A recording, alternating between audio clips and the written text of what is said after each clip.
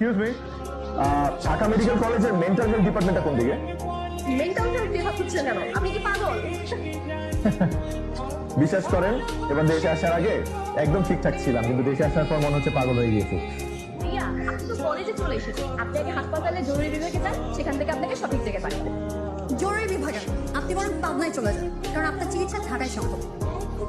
ওনার নাম মেঘ, উনি কানাডায় থাকেন। আমাদের মধ্যে বিয়ের কথাবার্তা চলছে। সম্ভবত উনি আমাকে ইমপ্রেস করার জন্য এখানে এসেছেন। তাই আসলে আপনারা বিয়ে করতেছেন?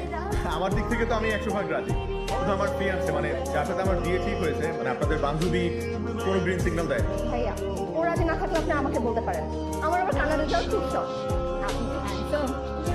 থাম, আচ্ছা, আমার না গলা শুকিয়ে গেছে, আপনারা তো ক্লাস করে আসছেন, নিশ্চয়ই ক্ষুধার্ত।